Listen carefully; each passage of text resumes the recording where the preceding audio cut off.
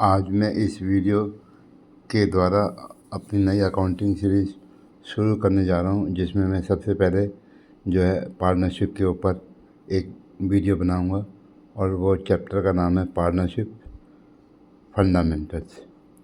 Partnership fundamental को समझने से पहले सबसे पहले हमें पार्टनरशिप डीड को समझना पड़ेगा। अब प्रॉब्लम ये है बच्चों की कि पार्टनरशिप डीड का नाम तो सुन लेते हैं वो लोग कि पार्टनरशिप डीड ये होती है, पार्टनरशिप डीड वो होती है, लेकिन कभी एक्चुअली उन्होंने देखी नहीं होती। तो इसलिए वो पूरी तरह से इसको चीज़ों को समझ नहीं पाते, और लेकिन समझ तो जाते हैं लेकिन उसमें टाइम लगता है। बस ये याद कर लेते हैं कि पार्टनरशिप डीड में होना चाहिए, पार्टनरशिप डीड में होना चाहिए। अब पार्टनरशिप डीड कैसे बनती है, किस प्रकार से बनती है, उसका क्या फॉर्मेट होता है, उसका पार्टनरशिप डीड का, वो कभी नहीं देख पाते। केवल एक बुक्स में जो है थ्योरेटिकल उनको ये बता दिया जाता है कि पार्टनरशिप डीड में ये लिखा होता है, लेकिन वो किस तरीके से लिखा होता है वो उन्हें नहीं मालूम। लेकिन मैं इस वीडियो में ज़्यादा उस डिटेल में नहीं जाऊंगा कि पार्टनरशिप डीड कैसे बनती है, कैसे नहीं बनती। बस मैं इतना ही दूंगा कि पार्टनरशिप डीड एक पार्टनरशिप के लिए बहुत ही ज़रूरी डॉक्यूमेंट्स है, और पार्टनरशिप डीड ही कुछ हद तक डिसाइड करती है कि पार्टनरशिप फर्म की अकाउंटिंग किस पर्पज़ से होगी। हम यहाँ पर पार्टनरशिप फर्म के इनकम टैक्स के हिसाब से बात नहीं कर रहे हैं, केवल पार्टनरशिप एक्ट 1932 के हिसाब से बात कर रहे हैं, और उसमें पार्टनरशिप डीड का बहुत बड़ा रोल है। पार्टनरशिप डीड में कुछ चीज़ों का लिखा हुआ होना बहुत ज़रूरी है। अगर नहीं लिखी है तो क्या होगा, लिखी है तो क्या होगा, थोड़ा सा हम इसके ऊपर रोशनी डालते हैं।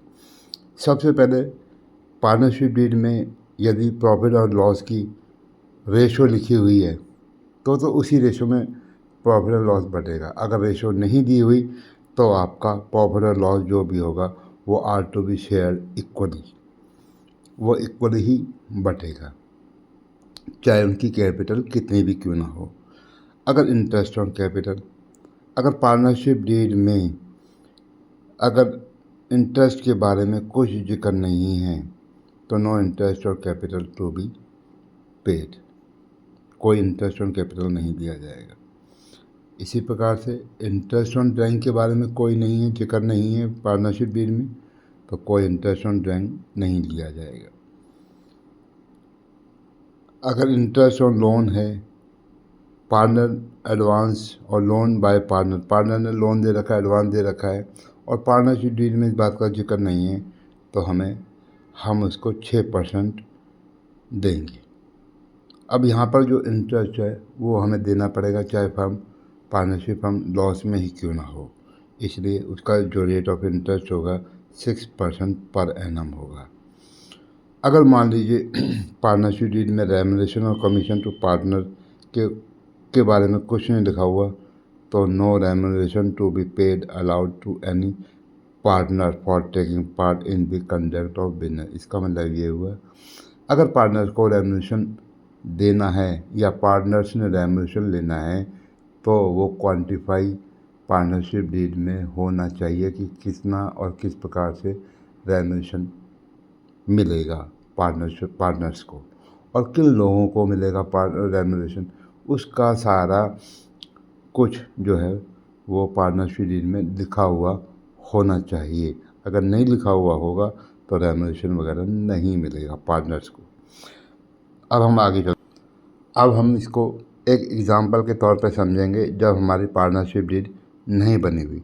यहाँ पर आप देख रहे हैं जो profit and loss appropriation account है, उसमें प्रॉफिट 29,000 रुपये का, सैलरी जो है ए को 10,000 रुपये, सैलरी बी को 7,000 रुपये, इंटरेस्ट ऑन कैपिटल 50,000, बी ए को बी और ए को 50,000, ए को जो है 3,000 है, बी को जो है 1,200 रुपये है, इंटरेस्ट ऑन ए लोन है 1,200 रुपये का है, और प्रॉफिट जो है 5/7 और 2/7, यानी कि कैपिटल की रेशो में इनको प्रॉफिट को बांट दिया।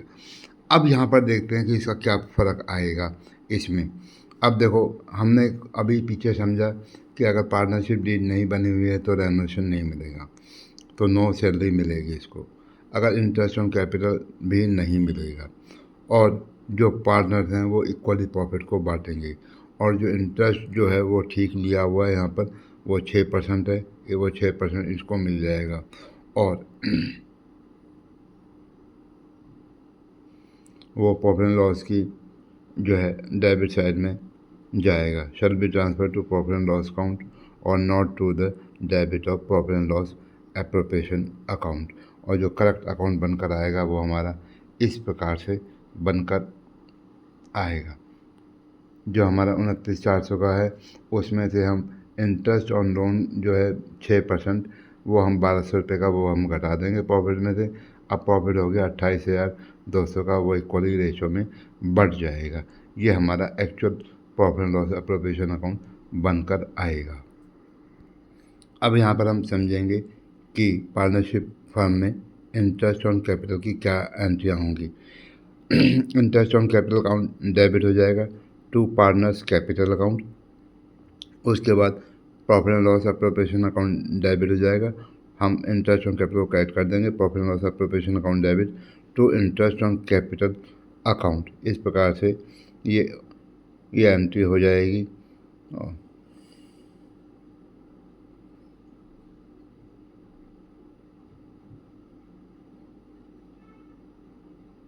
और इंटरेस्ट ऑन ड्राइंग की एंट्री होगी, इंटरेस्ट ऑन ड्राइंग की एंट्री होगी partners capital account debit to interest on drawing, और इंटरेस्ट ऑन ड्राइंग को हम डेबिट कर देंगे to profit and loss appropriation account.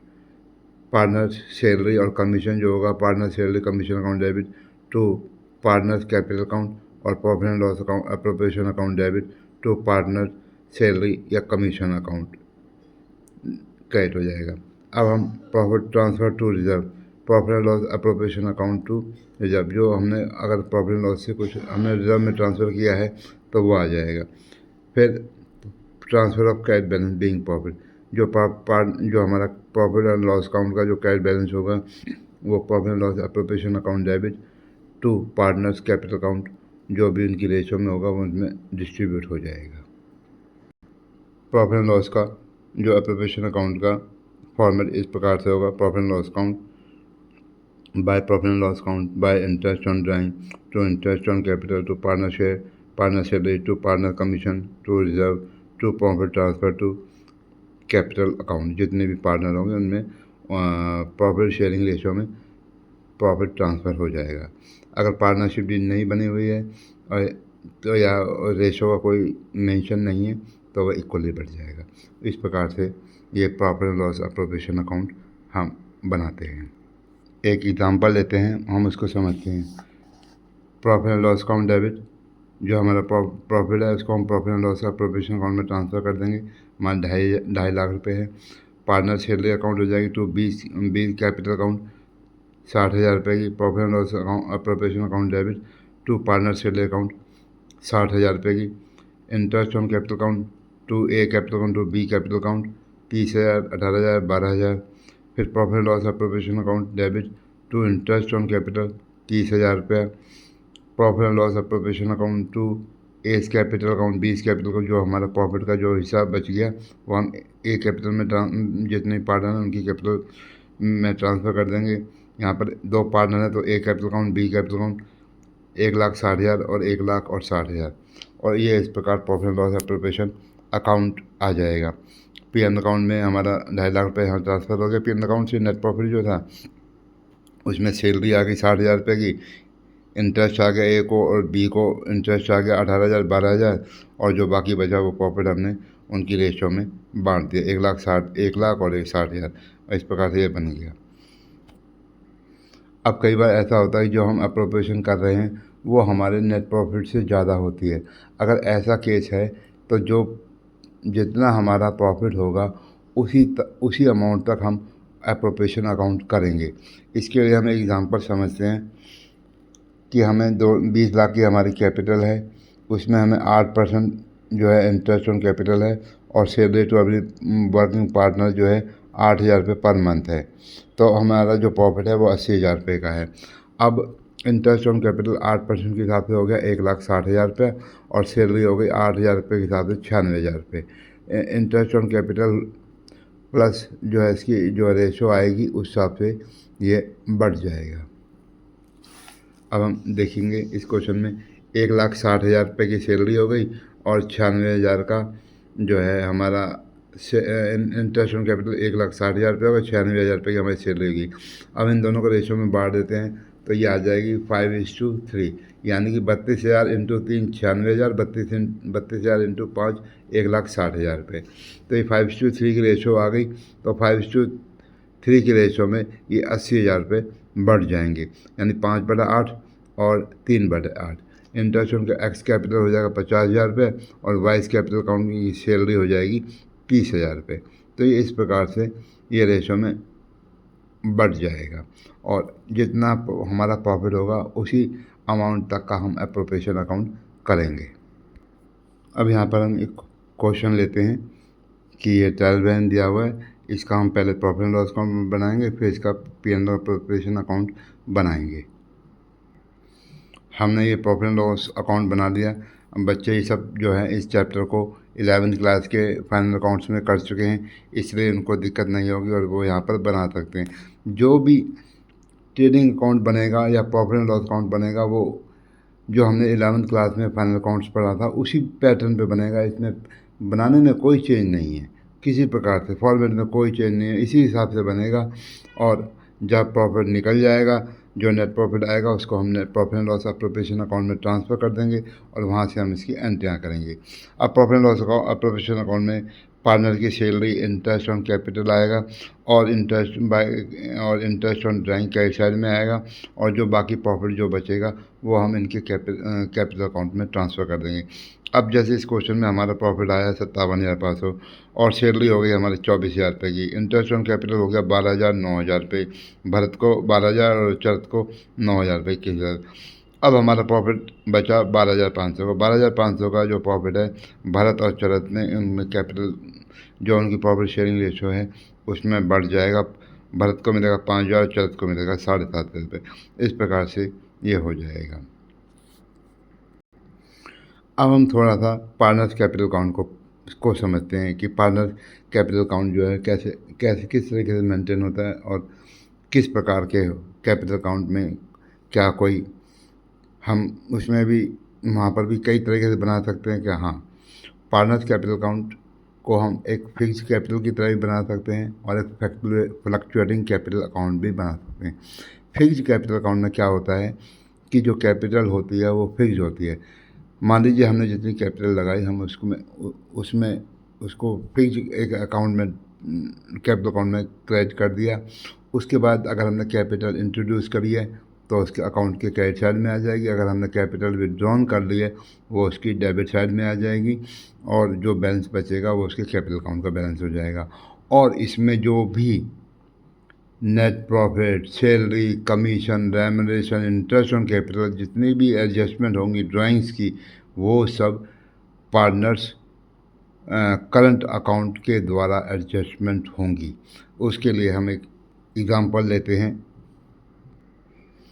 ये पार्टनर्स कैपिटल अकाउंट हो गया, उसका ओपनिंग बैलेंस हमने कैपिटल इंट्रोड्यूस की, एडिशनल कैपिटल, तो यहाँ वो क्रेडिट हो जाएगी। और हमने कैपिटल विड्रॉल करी है तो वो यहाँ डेबिट हो जाएगी और जो बचेगा बैलेंसिंग फिगर आ जाएगा।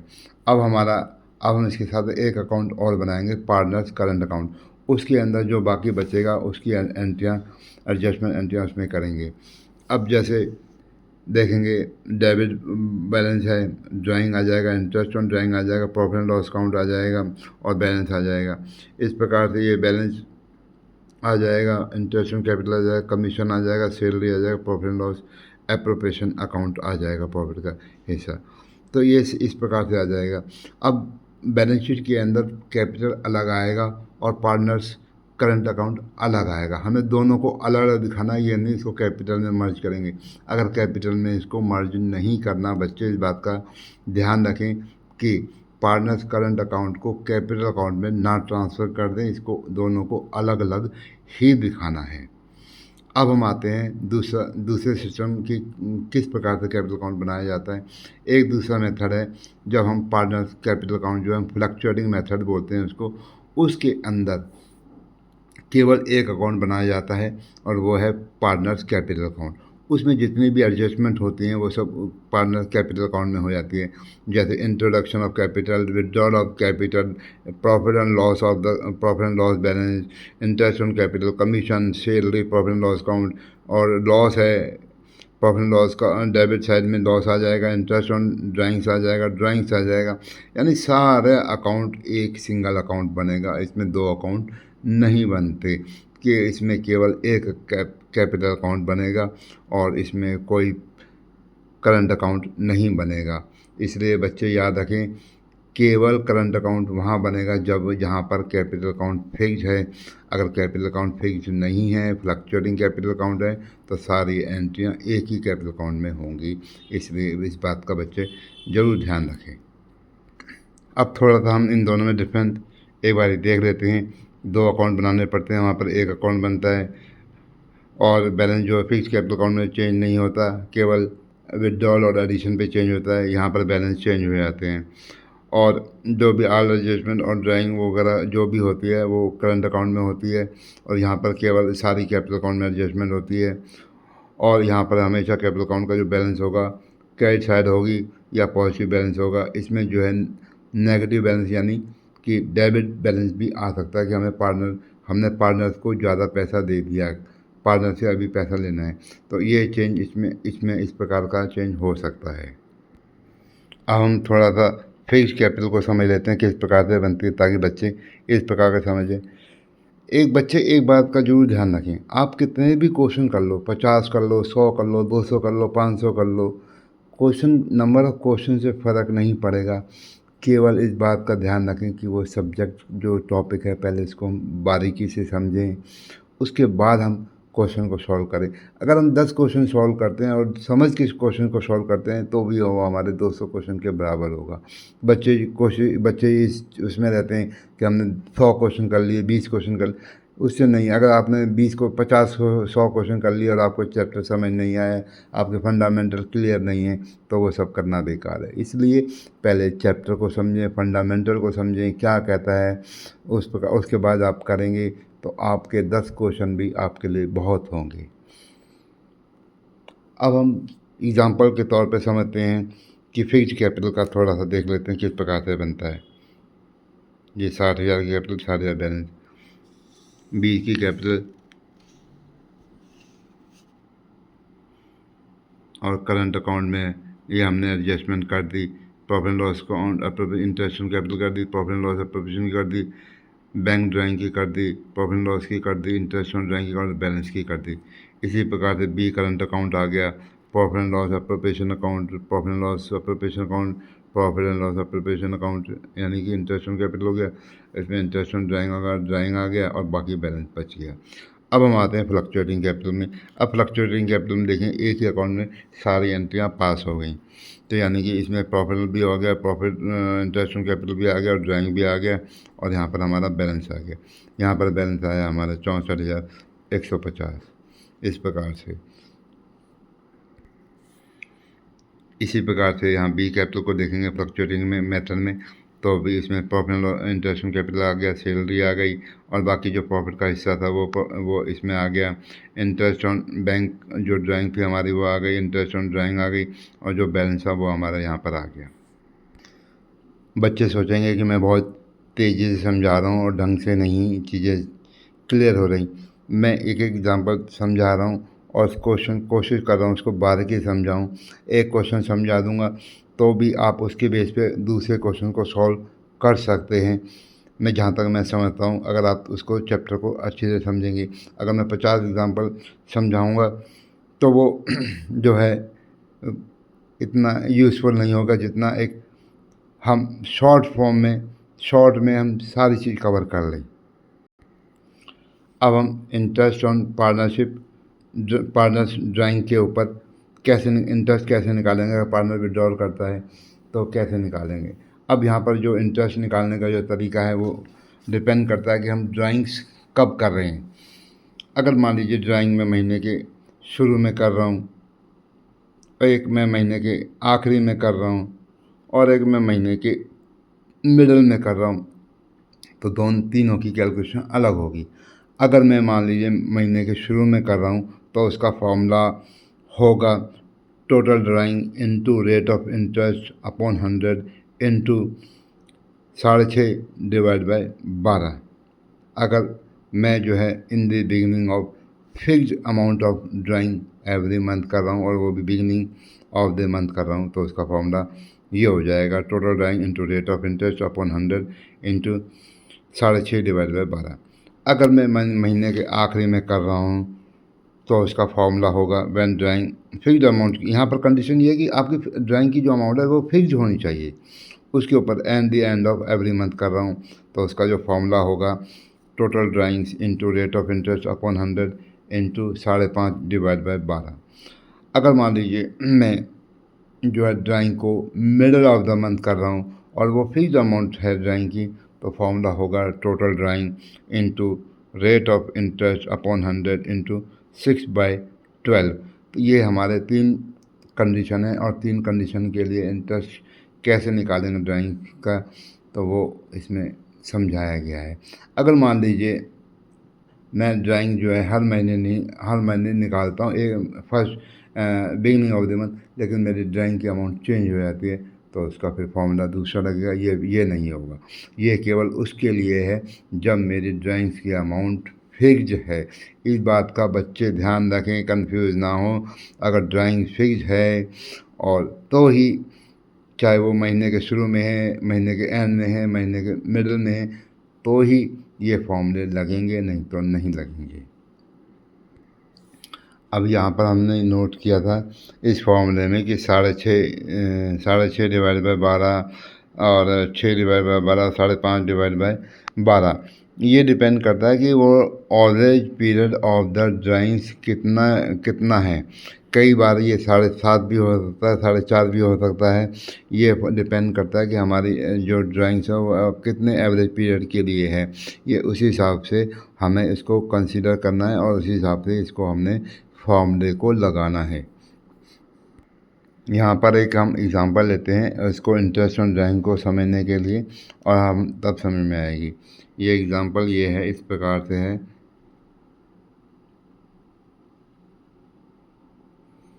अब यहाँ पर हम समझेंगे ABC। इसमें जो एवरेज मंथ है 6 + 1 अपॉन 2 3.5 महीने का, 5 + 0 अपॉन 2 2.5 मंथ का है, 5.5 + 0.05 + 2 = 3 मंथ का है। तो इसका हो गया 24,000 इंटू 5 इंटू 3.5 डिवाइड बाय 12, 350 रुपये। 24,000 into 5 into 2.5 upon 100 into upon 12, 250 रुपये हो गया।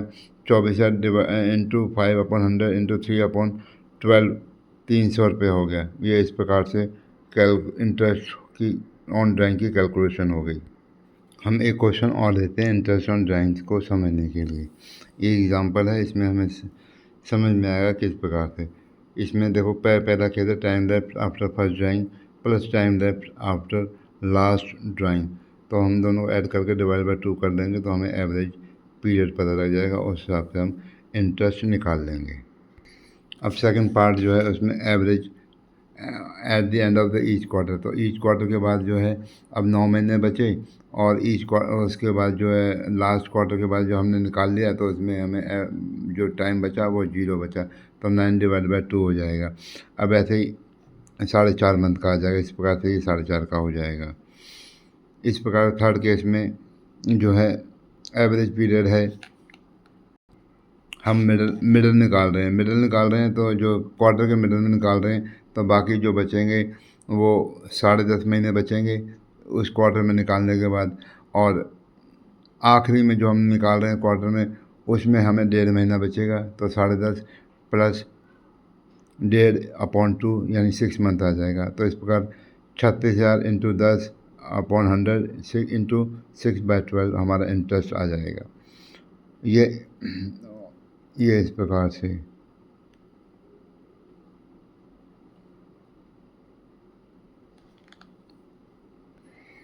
तो ये इस प्रकार से एवरेज पीरियड के हिसाब से हम इंटरेस्ट ऑन ड्राइंग निकाल लेंगे। अब हम आते हैं जहाँ पर हमारी जो ड्राइंग्स हैं वो फ्लक्चुएटिंग हो रही है, फिक्स्ड अमाउंट नहीं है, तब हम इसका कैसे निकालेंगे calculation.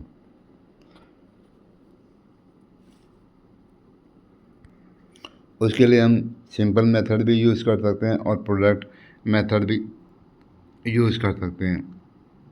Product method, simple method में हम इस प्रकार से निकालेंगे कि वो ड्राइंग कितने महीने के लिए रही, जिस प्रकार जो इस प्रकार देख रहे हो 2000, 5000, 2000, 6000, 2011 महीने, 8 महीने, 6 महीने, 2 महीने, उसको कर लेंगे, उसका इंटरेस्ट निकाल लेंगे 11 महीने के, और इस हिसाब से उसका इंटरेस्ट आ जाएगा 1075।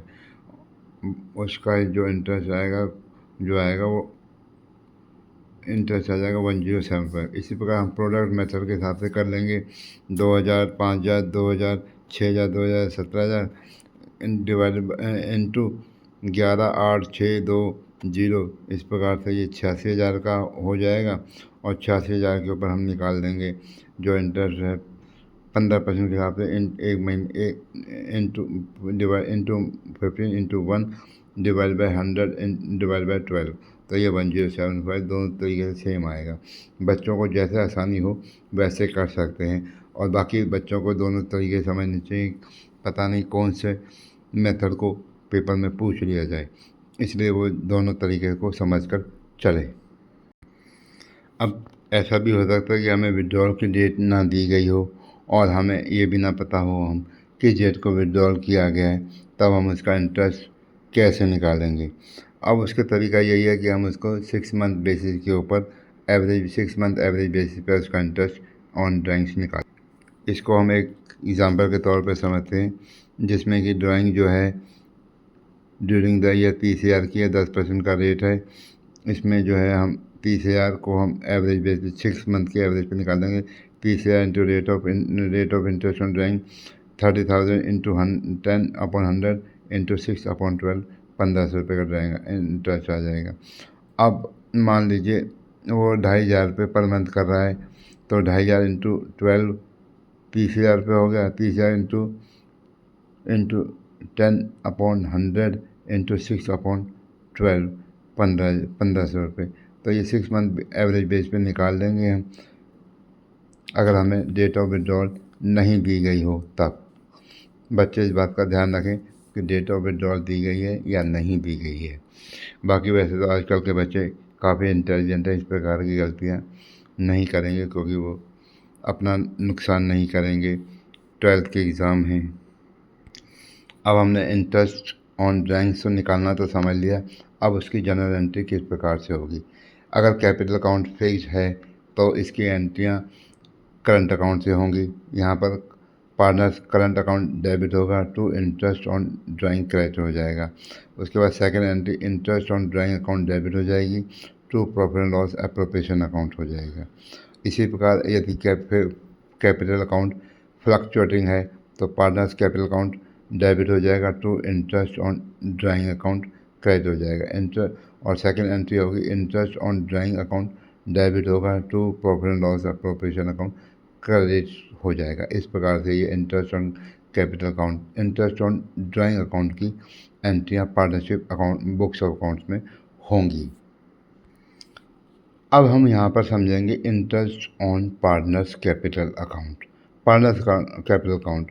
अब यहाँ पर अगर हमें इंटरेस्ट ऑन कैपिटल अकाउंट को समझना है तो हमें सबसे पहले पार्टनरशिप डीड को समझना पड़ेगा। अब वैसे तो हमें जो है पार्टनरशिप डीड क्वेश्चन में नहीं दी जाएगी, हमें क्वेश्चन में लिख दिया जाएगा कि पार्टनरशिप डीड में ये लिखा है या नहीं लिखा है। तो बच्चे ज़्यादा पार्टनरशिप डीड के ऊपर फोकस ना करें, केवल वो चीज़ क्वेश्चन में दी जाएगी। हाँ, ये जरूर याद रखना कि अगर पार्टनरशिप डीड में क्या दिया हुआ है तो किस प्रकार से कैसे होगा।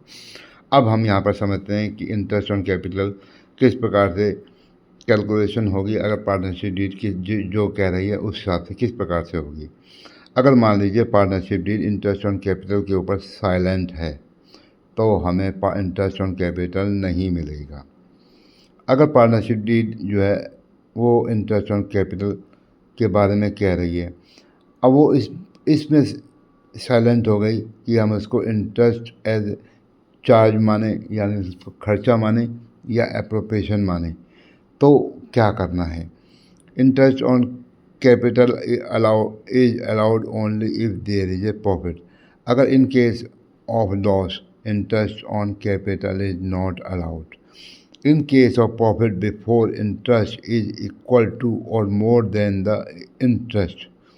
तो अगर इंटरेस्ट है, पार्टनरशिप डीड जो है साइलेंट है कि भाई क्या करना है उसका। अगर partnership deed in case of profit before interest or is equal to or more than the interest, तो हमें 6% इंटरेस्ट ऑन कैपिटल मिलेगा। Interest on capital is allowed at the agree rate or as per the partnership act at the rate 6% per annum. अगर मान लीजिए यहाँ पर in case profit before interest is less than the interest, मान लीजिए हमारा interest 20,000 रुपये का है इंटरेस्ट ऑन कैपिटल और प्रॉफिट हमारा 15,000 रुपये का आ रहा है, तब interest will be given only to the extent of profit. जितना हमारा प्रॉफिट आ रहा है उसी तब उतना, मान लीजिए हमारा प्रॉफिट 15,000 रुपये का है तो हमें इंटरेस्ट ऑन कैपिटल 15,000 तक ही अलाउड होगा in the ratio of interest on capital. Interest on जो कैपिटल आ रहा है उसकी रेशो निकाल लेंगे पार्टनर्स की, और उसी हिसाब से वो हमें इंटरेस्ट अलाउड हो जाएगा 15,000 तक के प्रॉफिट तक। अब हम तीसरा केस ये बनता है हमारा, when the partnership deed provide for interest on capital as charge. As charge का मतलब है कि वो हम उसको प्रॉफिट एंड लॉस में डेबिट कर सकते हैं। तो यहाँ पर पूरा का पूरा इंटरेस्ट ऑन कैपिटल अलाउड होगा, चाहे हमें प्रॉफिट हो या लॉस हो। अगर लॉस होगा तो वो जो, अगर इंटरेस्ट ऑन कैपिटल डालने के बाद लॉस बढ़ जाता है हमारा, तो वो जो लॉस होगा वो पार्टनर्स के जिस रेशो में दिया हुआ है उस रेशो में बढ़ जाएगा। अगर रेशो नहीं दी गई है तो इक्वल रेशो में वो लॉस बढ़ जाएगा। अब हम बात करते हैं कि इंटरेस्ट ऑन कैपिटल की क्या एंट्रियाँ होंगी। अब सबसे पहले फिर वही कहानी आ जाती है कि कैपिटल अकाउंट फिक्स है या फ्लक्चुएटिंग है। अगर इनकम कैपिटल अकाउंट फिक्स है तो उसकी मैंने पहले ही बताया है, तो इसकी जितनी भी एंट्रियाँ होंगी करंट अकाउंट के थ्रू होंगी, और अगर कैपिटल अकाउंट फ्लक्चुएटिंग है तो कैपिटल अकाउंट के थ्रू होंगी। अब हम मान लीजिए हमारा फिक्स कैपिटल अकाउंट फिक्स है तो इसकी एंट्रियाँ होंगी interest on capital account debit to partners current account. फिर इसके बाद सेकेंड एंट्रियाँ होंगी profit and loss account debit to interest on capital account. इसी प्रकार से जब हमारा कैपिटल अकाउंट फ्लक्चुएटिंग है तो interest on capital account to partners capital account, और profit and loss appropriation account debit to interest on capital account. ये इस प्रकार से हमारी एंट्रियाँ हो जाएंगी। इंटरेस्ट ऑन कैपिटल को कैलकुलेशन करने में कोई प्रॉब्लम नहीं आएगी।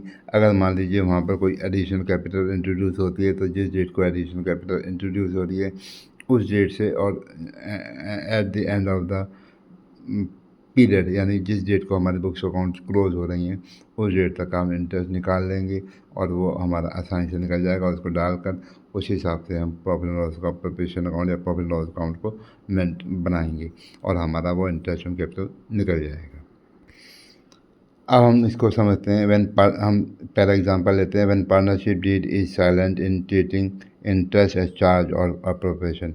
अगर वो वहाँ पर हमें पार्टनरशिप डीड कुछ नहीं कहती कि हमको प्रॉफिट एंड लॉस को हमें चार्ज करना है या अप्रोप्रिएशन करना है, तो हम इसको इस प्रकार से करेंगे। Profit and loss appropriation account, यहाँ पर प्रॉफिट एंड लॉस अकाउंट का बैलेंस आ जाएगा। अब हमारा यहाँ पर इंटरेस्ट तो ज़्यादा था, ये इंटरेस्ट हमारा ज़्यादा था, लेकिन हमारा प्रॉफिट जो है 3,000 रुपये तक का था, तो हमने इसको 2,000 और 1,000 ही कर दिया। वो इसकी कैलकुलेशन इस प्रकार है। टोटल इंटरेस्ट तो 36,000 था, वो हमने इसका इस प्रकार से कर लिया। इसकी कैलकुलेशन तो करी तो 2,000 और 1,000 आ गई। तो ये इस प्रकार से ये हो गया कि जब हमारा को कुछ नहीं बताया गया कि चार्ज होगा या अप्रोप्रिएशन करेंगे, तो हम जो है जितना प्रॉफिट है उस उतनी अमाउंट तक ही हम इंटरेस्ट अलाउड करेंगे, और वो भी इंटरेस्ट और जो इंटरेस्ट ऑन कैपिटल आ रहा है उस रेशो में बांट देंगे, और इस प्रकार से जो वैल्यू आएगी वो अप टू प्रॉफिट जो है हमारा एडजस्ट हो जाएगा। अब बात आती है यहाँ पर when interest is charge as the partnership deed. अगर वो इंटरेस्ट जो कैपिटल है उसको हमें चार्ज करना है तो वो क्या कहता है, इसको चार्ज करने का मतलब है कि प्रॉफिट एंड लॉस अकाउंट में डेबिट करना है। तो हम प्रॉफिट एंड लॉस अकाउंट में इसको डेबिट कर देंगे, चाहे उसको डालने के बाद हमें लॉस हो जाए। जैसे कि एग्जांपल में देख रहे हैं, प्रॉफिट बिफोर इंटरेस्ट 3000 रुपये है और इंटरेस्ट ऑन कैपिटल 3600 रुपये है और हमारा लॉस 600 रुपये हो गया, वो हम कैपिटल अकाउंट में ट्रांसफ़र कर देंगे। अगर हम मैंने पहले ही बताया एडिशनल कैपिटल इंट्रोड्यूस करते हैं तो जिस पीरियड से करते हैं उस और जो हमारा क्लोजिंग पीरियड होता है बुक्स अकाउंट का, उस डेट तक जो आएगा उस हिसाब से हम इंटरेस्ट कैलकुलेट कर लेंगे और ये हमारा कैलकुलेशन आ जाएगी और इसको इंटरेस्ट ऑन कैपिटल में हम जोड़ देंगे। इसको हम एग्जांपल के तौर पे समझेंगे कि भाई देखो 60,000 जो है पूरे साल के लिए यूज़ हुआ और 10,000 रुपये 6 महीने के लिए यूज़ हुआ और इसी प्रकार से एस में जो है 40,000 रुपये फुल ईयर के हुआ है, ये इसका 3,900 आ गया, इसका 2,400 रुपये आ गया इंटरेस्ट। इस प्रकार से ये कैलकुलेशन। अब हम इसका कैलकुलेशन ऑफ कैपिटल अकाउंट, ये बच्चे पहले 11th क्लास में पढ़ चुके हैं कि हम ओपनिंग कैपिटल कैसे या क्लोजिंग कैपिटल कैसे निकालनी है, वो सिंगल एंट्री में भी समझ चुके हैं इस चैप्टर को। और जो हमने उसका पढ़ा था फाइनल अकाउंट्स, उसमें भी इस चीज़ को समझ चुके हैं। तो यहाँ पर मैं समझता हूँ कि बच्चों को कोई परेशानी नहीं होगी, वो आराम से इसको फाइंड आउट कर लेंगे वैल्यूज़ को। और इस पर जहाँ तक मैं समझता हूँ चर्चा करना ठीक नहीं है, या मैं फिर भी थोड़ा सा समझा देता हूँ ताकि बच्चों को कोई दिक्कत ना हो। इसमें वही है, कैपिटल एट दी एंड हो जाएगा और लॉस को हम ऐड कर देंगे और ड्राइंग को ऐड कर लेंगे। जो हमारा हिस्से का जो प्रॉफिट होगा, शेयर जो प्रॉफिट होगा वो लेस हो जाएगा और हमने कोई एडिशनल कैपिटल लगाई होगी वो लेस हो जाएगी, तो इसलिए capital in the beginning of the year आ जाएगी हमारी। इस प्रकार से अब हम इसको क्वेश्चन को समझते हैं इस प्रकार से कि हमें क्वेश्चन दिया हुआ क्लोजिंग कैपिटल दी हुई है और हम ड्राइंग को लेस कर देंगे, जो प्रॉफिट ड्राइंग को ऐड कर लेंगे, जो प्रॉफिट हुआ इसको लेस कर लेंगे और हमारी ये ओपनिंग कैपिटल आ जाएगी। ओपनिंग कैपिटल के ऊपर हम इंटरेस्ट निकाल देंगे 5% का, तो हमारा 2,000 रुपये और वो 11,000 रुपये। इस प्रकार से हमारा इंटरेस्ट ऑन कैपिटल आ जाएगा। पूरे जो बिगिनिंग की जो कैपिटल होगी उसके ऊपर हम इंटरेस्ट ऑन कैपिटल निकाल लेंगे।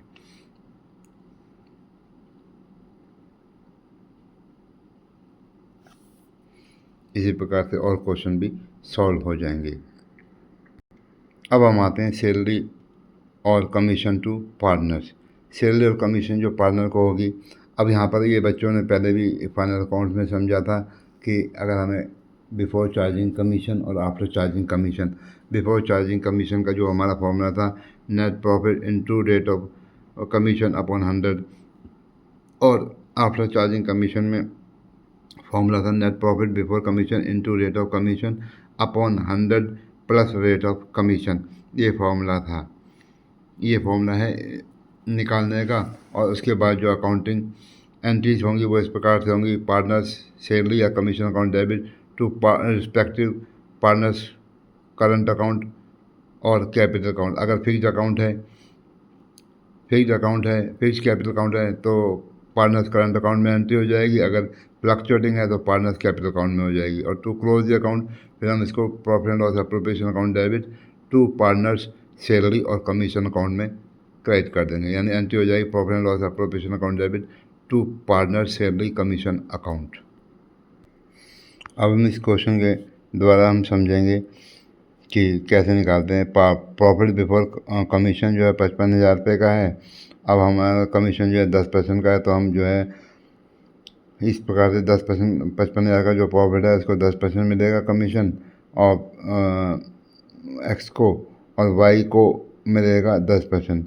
तो यानी कि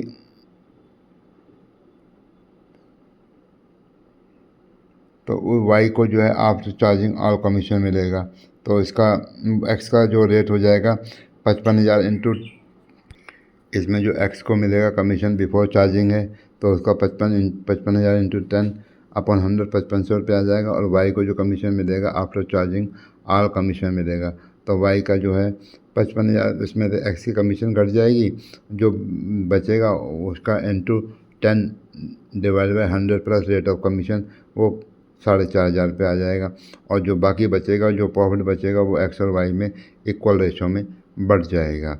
इस प्रकार से ये हमारा profit and loss appropriation account बन जाएगा जो कमीशन के केस में।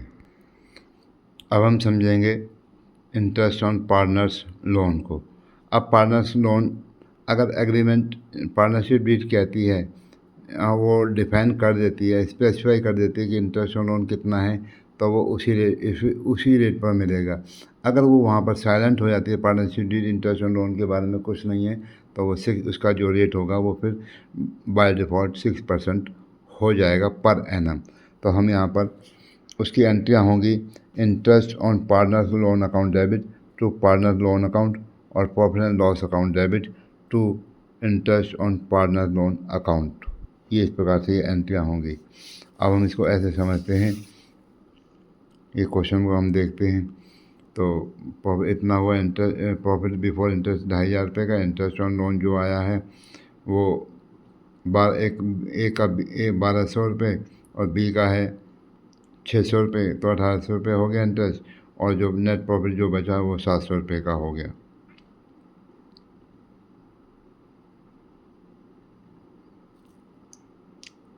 अब 2,500 रुपये, पहले केस में 2,500 रुपये का प्रॉफिट था, अब दूसरे केस में 1,500 रुपये का नेट प्रॉफिट है।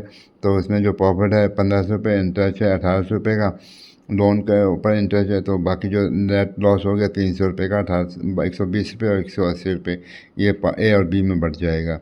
अब केस थर्ड में जो प्रॉफिट है, if the loss before interest for the amount, अगर उसमें 2,500 का लॉस है तो यहाँ लॉस हो गया और 1,800 रुपये का और इंटरेस्ट हो गया, तो टोटल लॉस हमारा 4,300 का हो गया। वो पार्टनर ए और बी में बढ़ जाएगा, उनकी रेशो में बढ़ जाएगा।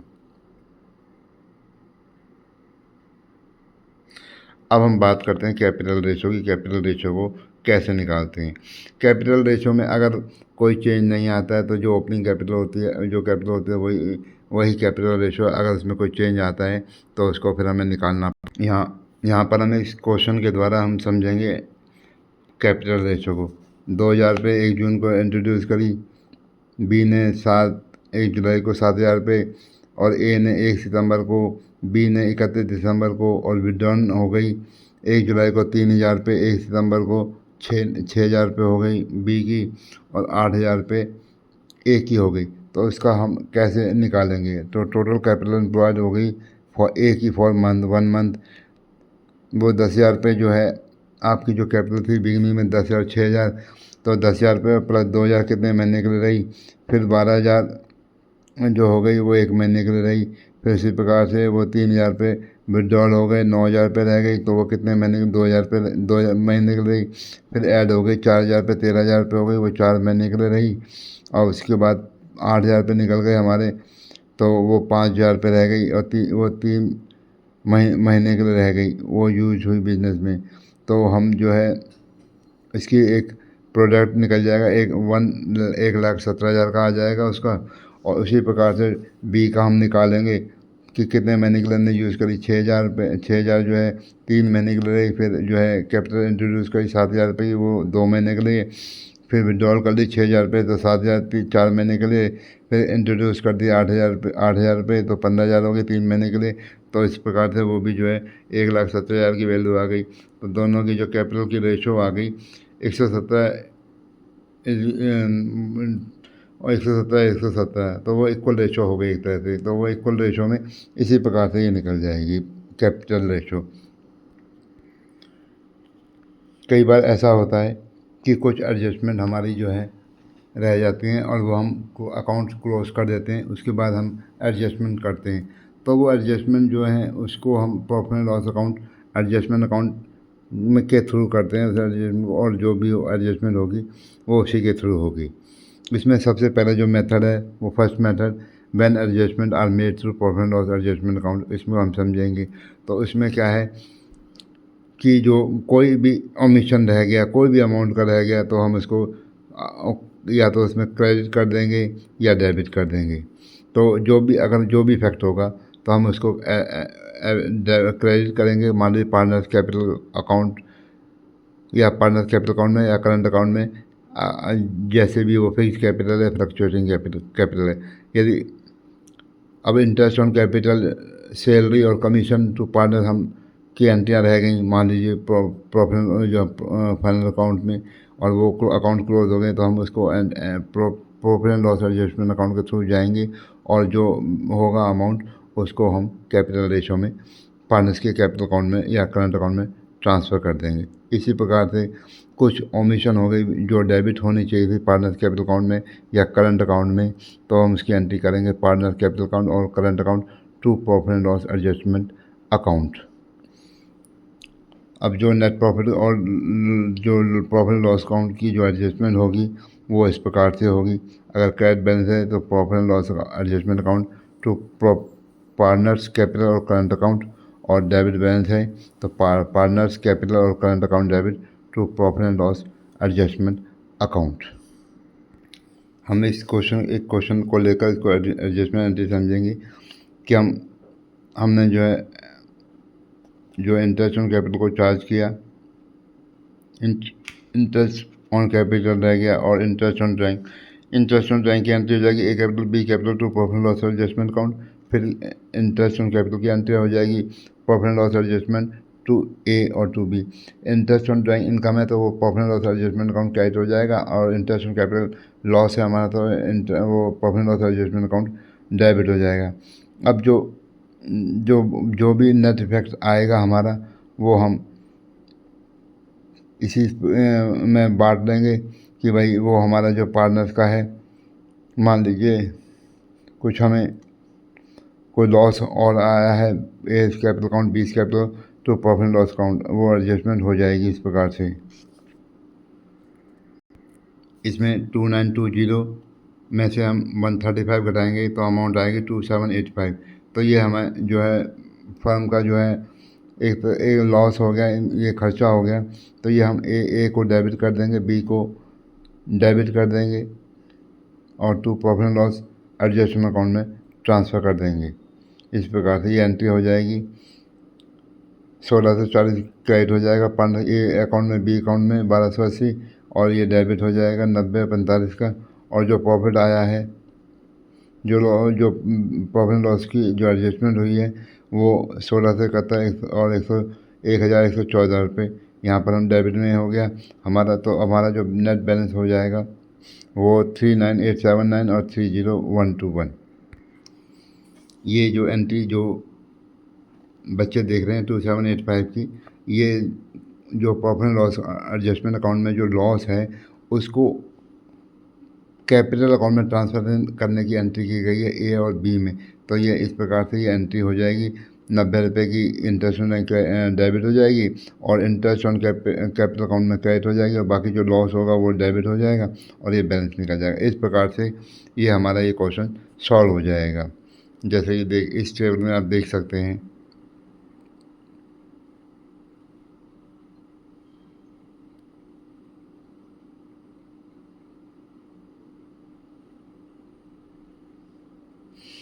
अब हम समझेंगे कि जब एडजस्टमेंट जो है प्रॉफिट एंड लॉस एडजस्टमेंट के द्वारा हो। एक तो यह हो गया। अब दूसरा मेथड है कि जब हम उसकी एडजस्टमेंट कैपिटल अकाउंट के थ्रू करें, उसको अब हम समझेंगे कि डायरेक्ट कैपिटल अकाउंट के थ्रू कैसे एडजस्टमेंट होगी। इसमें हम इस प्रकार से करते हैं। मान लीजिए हम पहले देखते हैं कि किस प्रकार पार्टनर को ज़्यादा चला गया और किस पार्टनर को कम चला गया। तो जो नेट होता है वो उसको जिसको ज़्यादा चला गया उसको डेबिट कर लेते हैं, जिसको कम गया उसको क्रेडिट कर लेते हैं, और इस प्रकार से ही हमारी एंट्रियाँ ठीक हो जाती हैं। अब इसमें हमने जो इंटरेस्ट ऑन कैपिटल अकाउंट को हमने छोड़ दिया। अब इसको देखेंगे कि ए को डेबिट किया, बी को डेबिट किया, सी को क्रेडिट कर दिया, डी को क्रेडिट कर दिया 175 75 75 175 से। तो जो भी इस प्रकार से ये इसकी कैलकुलेशन है।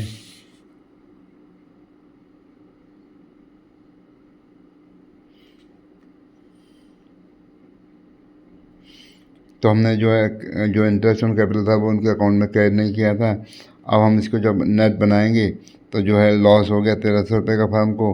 उसके बाद जो है हम डेबिट करेंगे पार्टनरशिप प्रॉफिट शेयरिंग रेशो में 325 रुपये ईच पार्टनर को हम डेबिट कर देंगे और इस प्रकार से जो उसकी कैलकुलेशन निकल कर आएगी वो इस प्रकार से आएगी।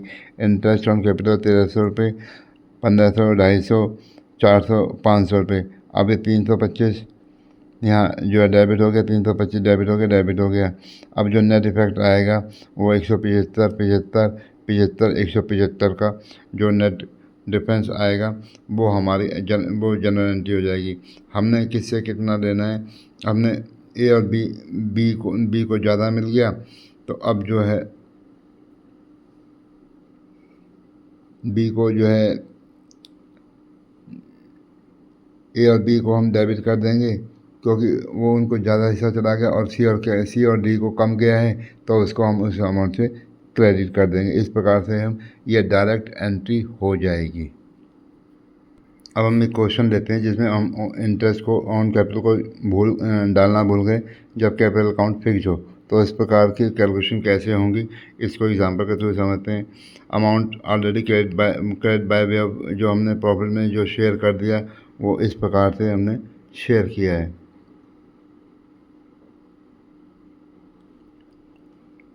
इंटरेस्ट जो कैपिटल अकाउंट होना चाहिए वो पर एनम 1800 रुपये, 800 और जेड का 700 रुपये होना चाहिए।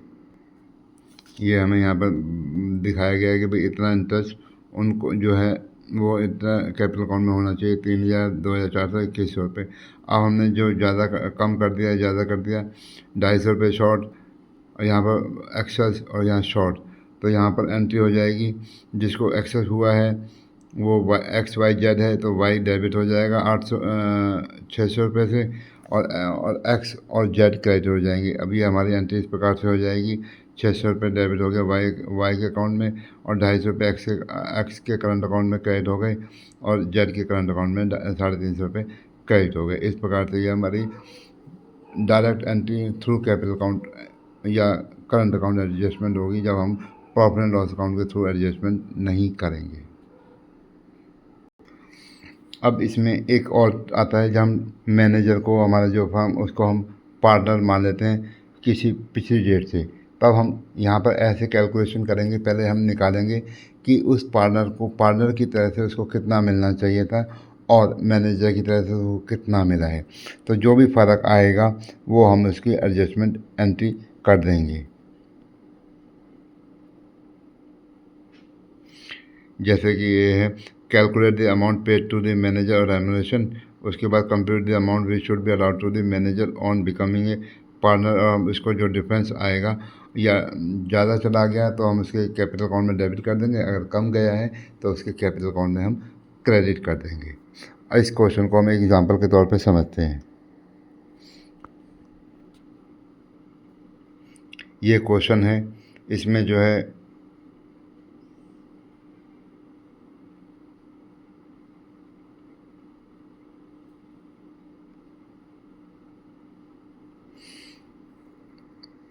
यहाँ पर हम समझेंगे जो सी का जो लोन है वो हम सी के कैपिटल अकाउंट में ट्रांसफ़र कर देंगे, और जो एक्सेस जो सी को देना है वो हम उसके ए और बी इसको बियर करेंगे, और उसकी जो रेशो आएगी वो इस प्रकार से आएगी। ए का कैपिटल अकाउंट डेबिट हो जाएगा 64,320 से, बी का हो जाएगा 42,880 से, और सी का जो कैपिटल अकाउंट हो जाएगा वो 1,07,200 से। और ये जो वर्किंग जो है इस प्रकार से होगी हमारी 4,000 interest on loan, salary paid as manager, interest on capital payable as partner, salary as partner, और जो टोटल है, और हमने उसको जो है इतना प्रॉफिट जाएगा, इतना वो जाएगा, लॉस जाएगा इतना, फिर नेक्स्ट प्रॉफिट जाएगा। Interest on loan paid as manager गया है, और सैलरी पेड एज मैनेजर गई है। Interest on capital payable as partner होगा, और सैलरी एज पार्टनर होगी, और बाकी जो नेट आएगा वो 8,66,000 का आएगा एडजस्ट प्रॉफिट। तो उसकी हम एडजस्टमेंट इस प्रकार से, उसका 1/5 का प्रॉफिट है तो वो 8,66,000 डिवाइड बाई 5 हो जाएगा, तो वो 1,73,200 आ जाएगा। अब उसको हमने इंटरेस्ट पे एज पार्टनर जो है 54,000 देना है, और जो है सैलरी एज पार्टनर है उसकी 1,05,000, तो उसको मिलना है 3,32,200। और हमने इसको कितना दे दिया, हमने उसको दे दिया, सैलरी भी दे दी और इंटरेस्ट ऑन लोन दे दिया, उसको दे दिया हमने 2,25,000। अब बैलेंस कितना बच गया? 1,07,200 रुपये देना है। 1,07,000 को ए और बी जो भी इनकी रेशो निकलेगी उस रेशो में इसको बांटेंगे। 64,320 और 42,880, 1,07,200। ये इस प्रकार से ये हमारा क्वेश्चन होगा। अब हम आते हैं गारंटी ऑफ प्रॉफिट के ऊपर। कई बार एक पार्टनर को जो है गारंटी दी जाती है, आपको इतना प्रॉफिट मिलेगा ही मिलेगा। बाकी उस पार्टनर को उतना प्रॉफिट दिया जाता है और उसके बाद जो बच जाता है वो रिमेनिंग पार्टनर बांट देते हैं। जो भी डेफिशिएंसी होगी उसको बांट देते हैं। हम इस क्वेश्चन को एक एग्जांपल के तौर पे समझते हैं। मिनिमम प्रॉफिट गारंटी वाला जो है, प्रॉफिट लॉस हमारा 1,00,000 का है, हमने इसको गारंटी दी है 16,000 के प्रॉफिट की, तो उसको हम जो है 16,000 तो दे ही देंगे। तो 16,000 इसका हिस्सा आया 10,000 रुपये का। अब उसका जो डेफिशिएंसी बॉन्ड करेंगे वो 2/3 में करेंगे, यानी कि जो उनकी कैपिटल है उसकी रेशो में बांट देंगे। और इस प्रकार से ये क्वेश्चन 2:1 है। तो वो इस रेशो में बांट देंगे, तो वो 2/3 और 1/3। तो 60,000 का जो ए कैपिटल है उसकी डेफिशिएंसी 4,000 रुपये हो गई। 6,000 के जो लॉस कम पड़ा, जो प्रॉफिट कम पड़ा है, और ऐसे ही 2,000 रुपये उसकी हो गई। तो हमें ए से उसको मिल गया 4,000 रुपये और बी से मिल गया उसको 2,000 रुपये। तो ये इस प्रकार से ये क्वेश्चन हो जाएगा कि जहाँ मिनिमम गारंटी है। वहाँ मिनिमम गारंटी में ये होगा कि वो आपको उतना देना है जितना पार्टनर को कहा रखा, और बाकी जो होगा वो जो रिमेनिंग पार्टनर है उस डेफिशिएंसी को रिमेनिंग पार्टनर उसको शेयर करेंगे। कई बार गारंटी जो है दोनों पार्टनर दे सकते हैं और कई बार गारंटी एक पार्टनर दे सकता है। तो इसमें जो भी गारंटी देगा वो अगर एक पार्टनर देता है तो एक पार्टनर ही भुगतेगा। इसको हम एग्जांपल के तौर पे इस क्वेश्चन से हम समझेंगे। इसमें जो है जो हमारा प्रॉफिट आया वो इतना 7,9,500 आया और इंटरेस्ट ऑन कैपिटल 8,000, 5,000 और 4,000 रुपये आया।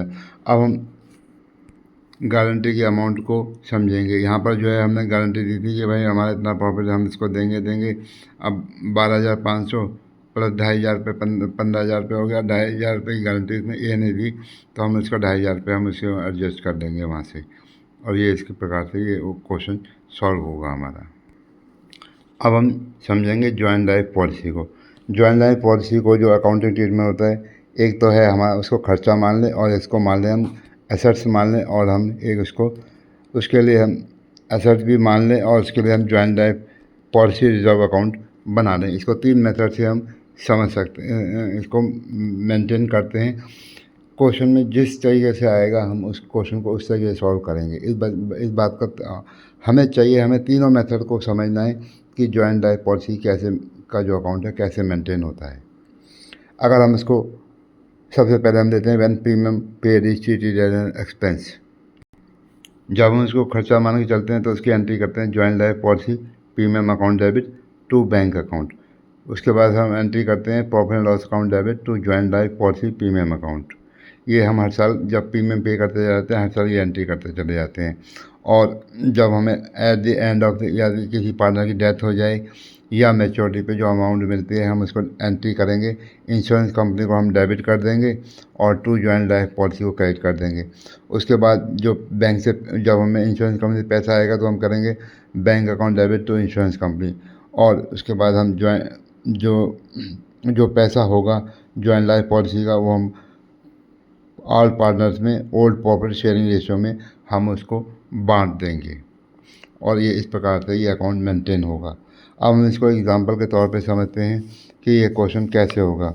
अब यहाँ पर देखें joint life policy premium account debit to bank, profit and loss account debit to joint life policy premium account. इस प्रकार से जो हम अमाउंट प्रीमियम 8,000 रुपये का पे करते जा रहे हैं हर साल, वो एंट्री करते चले जा रहे हैं। उसके बाद जब मेच्योरिटी हो जाती है तो हम इसकी एंट्री करेंगे life insurance corporation debit to joint life policy. Joint life policy को जो है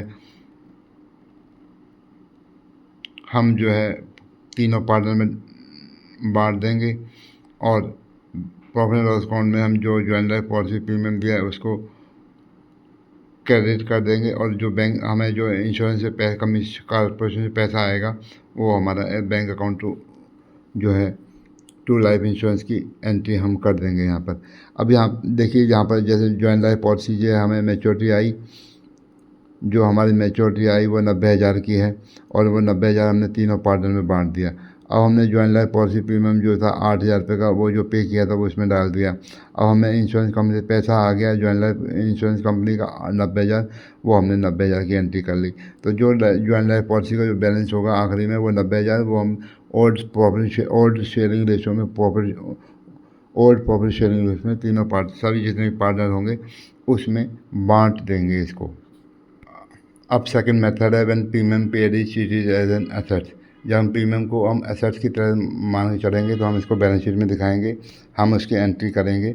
जब हम प्रीमियम पेड करेंगे ज्वाइंट लाइफ पॉलिसी डेबिट करेंगे टू बैंक और प्रॉफिट एंड लॉस अकाउंट में डेबिट क्रेडिट कर दें, profit and loss account debit करेंगे टू ज्वाइंट लाइफ पॉलिसी। यहाँ पर जब हम प्रॉफिट इसको अमाउंट को ज्वाइंट लाइफ पॉलिसी को प्रॉफिट एंड लॉस अकाउंट में डाल रहे हैं, यहाँ पर वो अमाउंट आएगी जो उसकी सरेंडर वैल्यू से ज़्यादा होगी। यानी कि मान लीजिए मेरी सरेंडर वैल्यू 400 रुपये की है और मैं प्रीमियम पेड कर रहा हूँ 1,300 रुपये का, तो मेरी जो सरेंडर वैल्यू आई 400 रुपये और प्रीमियम पे किया मैंने 1,300 रुपये, जो 900 रुपये का डिफरेंस है वो पी.एन अकाउंट में ट्रांसफ़र हो जाएगा। और यहाँ पर जो है देखेंगे, यहाँ पर इस क्वेश्चन में आप देखेंगे यहाँ पर पहले साल में जो सरेंडर वैल्यू है वो 0 है। तो जब 0 है तो उसकी एंट्री होगी joint life policy to bank और profit and loss account debit to joint life policy account 1,300 रुपये।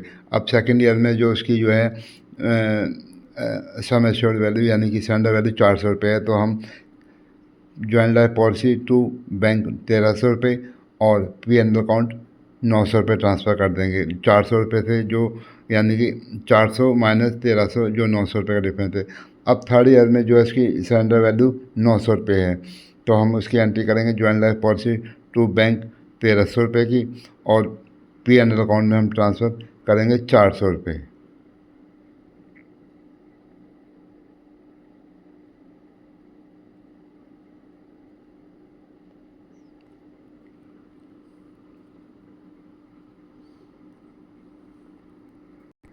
जब हम सेकेंड ईयर में हम देखेंगे उसकी जो सरेंडर वैल्यू है 900 रुपये रह गई, तो अब इसमें जो डिफरेंस आया 400 रुपये का, और 400 रुपये हमारी पिछली सरेंडर वैल्यू हमने बैलेंस शीट में दिखाई हुई है।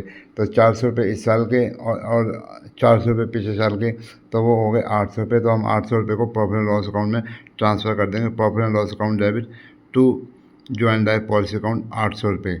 इसी प्रकार हम 1,300 रुपये अब पे कर रहे हैं। अब उसके बाद जो है जो सरेंडर वैल्यू हो गई हमारी 2005 में 1450, लेकिन उसकी डेथ हो गई 2005 में।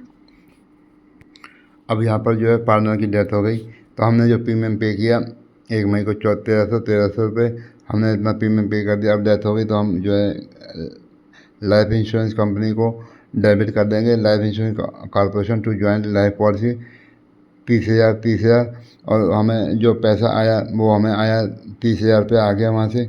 Bank account debit to life insurance corporation 30,000 रुपये, और जो अब ट्रांसफ़र होगा, जो हमारा जो सरेंडर वैल्यू जो घटाने के बाद जो हमारा पैसा जो ट्रांसफ़र होगा वो joint life policy 27,800 to A capital account और टू बी कैपिटल अकाउंट, वो हमारा उसमें पैसा ट्रांसफ़र हो जाएगा। जो बाकी जो बचेगा ज्वाइंट लाइफ पॉलिसी का वो उसमें सरेंडर हो जाएगा, वो ट्रांसफ़र हो जाएगा उसमें कैपिटल अकाउंट में। तीसरा सिस्टम है जब हम इसको एसेट्स मानते हैं और उसके लिए हम joint life policy reserve account maintain करते हैं। वो कैसे होगा उसको हम समझते हैं।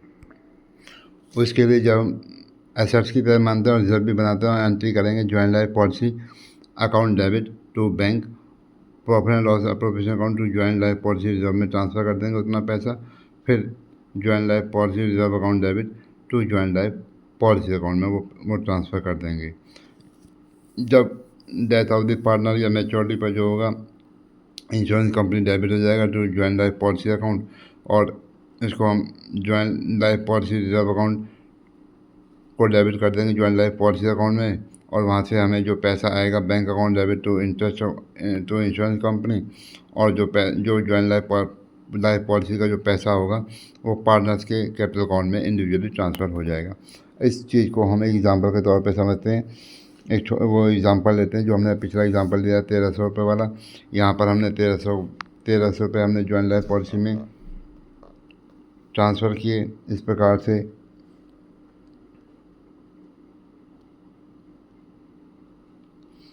ये 1300 रुपये ट्रांसफ़र कर दिए, उसकी वैल्यू 400 रुपये रह गई। और फिर 1300 रुपये ट्रांसफ़र किए, उसके बाद जो है ज्वाइंट लाइफ पॉलिसी रिजर्व में हमने 800 रुपये ट्रांसफ़र कर दिए। हमारे वैल्यू एसेट्स की वैल्यू जो है जो 900 रुपये रह गई उसकी सरेंडर वैल्यू। इस प्रकार से वो ओपनिंग बैलेंस हो गया 900 रुपये का, और हमने पेमेंट कर दी 1300 रुपये की। अब जो है हमारी डेथ हो गई पार्टनर की, तो हमें इंश्योरेंस कंपनी से 30,000 रुपये by joint life policy reserve 900 रुपये हम ट्रांसफ़र कर देंगे जो भी होगा। और उसके बाद जो प्रॉफिट जो आएगा, जो प्रॉफिट ट्रांसफ़र होगा, वो हमारा ए कैपिटल अकाउंट और बी कैपिटल अकाउंट में ट्रांसफ़र हो जाएगा। इस प्रकार से अब हम समझते हैं यहाँ पे कि joint life policy reserve account कैसे बनेगा। ज्वाइंट लाइफ पॉलिसी में हम अप्रोप्रिएशन करेंगे 1300 रुपये का। यहाँ पर ज्वाइंट लाइफ पॉलिसी में 1300 रुपये ट्रांसफ़र कर देंगे।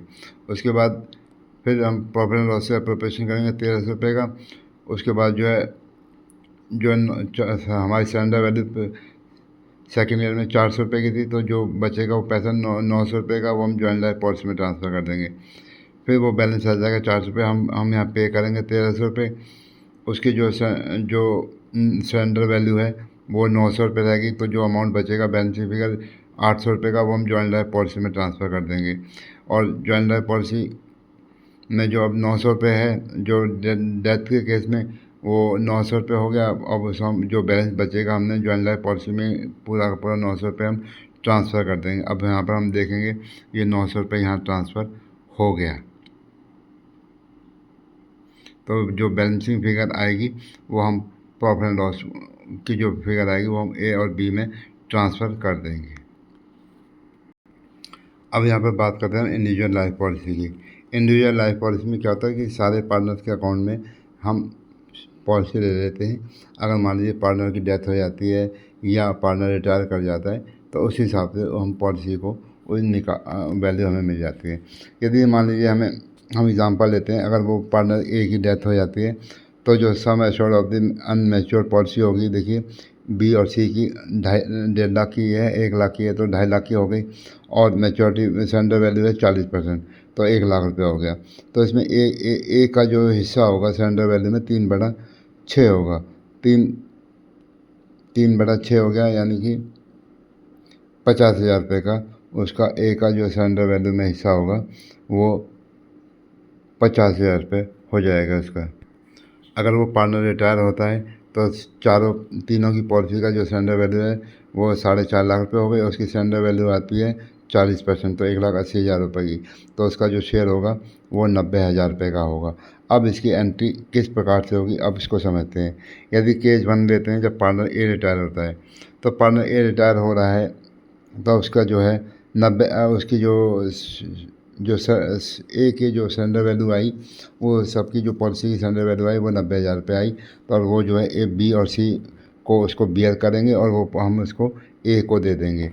तो वो जो है इस रेशो में ए गेनिंग रेशो में 1:2 में बांटेंगे, उसको 90 को 30 और 60 में बांटेंगे।